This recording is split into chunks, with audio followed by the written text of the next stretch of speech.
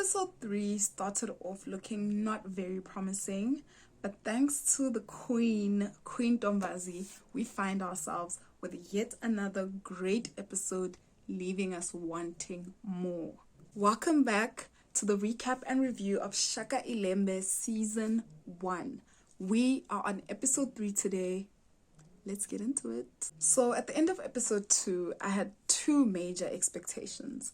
Firstly, was to see the war unfolding between the Zulus and the Ndwandwes and to actually see the Ndwandwes in action. And my second expectation was to see the unfolding love story between kaSenzangakhona and Nandi. And in Episode 3, these expectations are met, but not quite the way that I thought. I have to be honest, I was pretty underwhelmed by the development of the story.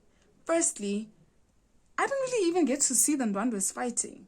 You know, there was so little focus placed on this war between the Zulus and the Ndwandwes. I still can't say at this point whether or not they're really that mighty. I didn't get to see how they fight, how they implement their strategies, their physical ability, their skill with the spears. I'm left still wondering if these guys are really as powerful as they say, because I didn't actually get to see them fighting. On the other hand, kaSenzangakhona and Nandi meet, and their relationship develops really fast. They speak for a few minutes and then make love. I mean, these guys have met twice before, barely spoke in those two meetings, and the only interaction we've seen outside of that is Nandi sending her chastity beads to kaSenzangakhona. Is that really all that happens to make their relationship get to such a deep and extensive level? I was honestly expecting to see a lot more courtship happening in this relationship, a lot more of the exchange of getting to know each other between kaSenzangakhona and Nandi. It just really feels rushed. Just to put things into perspective, it took a total of less than 10 minutes to see both the conclusion of the Ndwandwe Zulu war and to see Nandi and kaSenzangakhona on their first date. That's how little time it took to develop both of these storylines in this episode. And we don't see these two storylines again in Episode 3. It's as if the writers and the producers made a decision to place more focus on other plots while sacrificing these two plots that I've just discussed. And this decision left me feeling underwhelmed and feeling as if more could have been done to unfold these plots. But for the rest of the episode, the writers and producers choose to focus on Queen Dombazi's efforts to save her son from captivity. And that's where the day is saved. I think we can agree that this was Queen Dombazi's episode. Queen Dombazi enters the Mtetwa Palace to try and find a way to get her son Zwide released from captivity.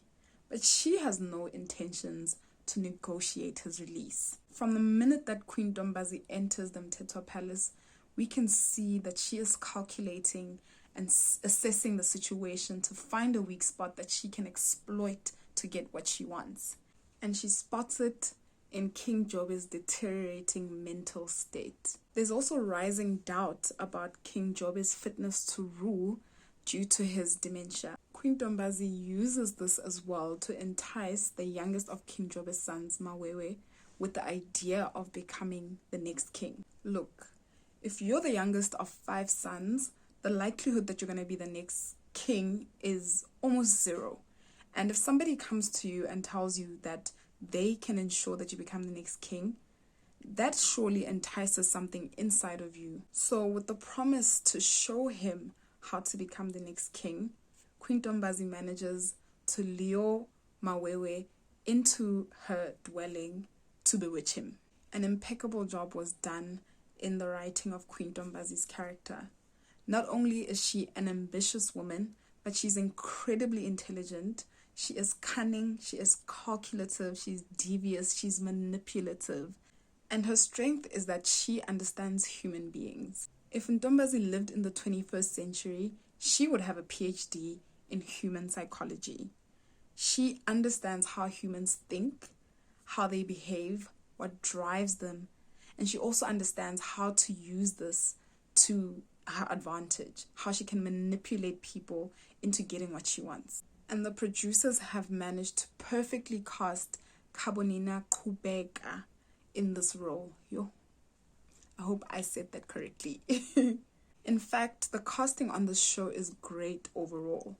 Zwide, played by Wiseman Ngube, and Umkabayi, played by Dawn Tandega King, are just a few examples of actors who've managed to embody the spirit of their characters, and they're doing an impeccable job. But back to Queen Dombazi.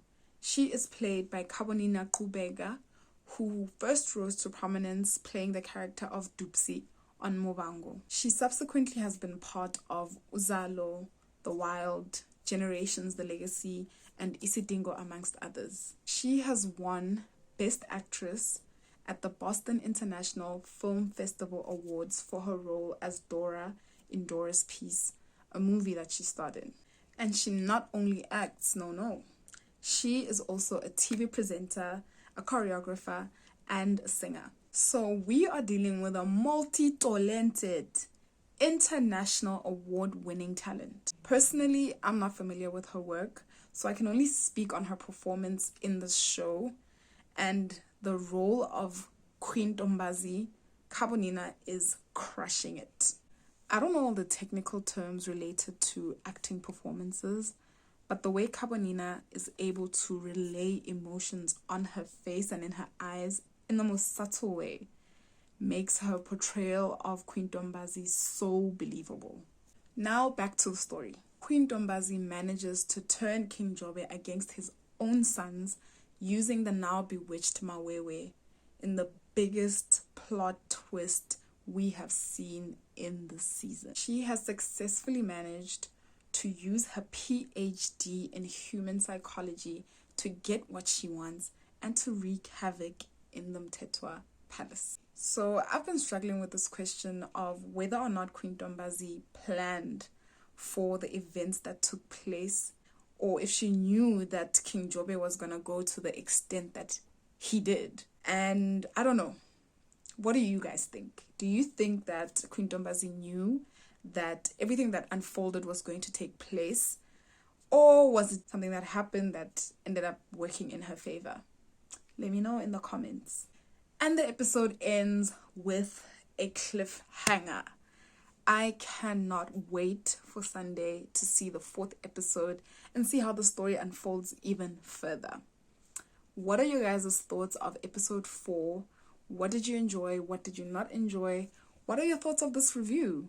What do you agree with me on? What do you disagree with me on? I'd love to get your thoughts. What I'd also love to do is chat to you guys on Sunday when episode 4 is on Twitter.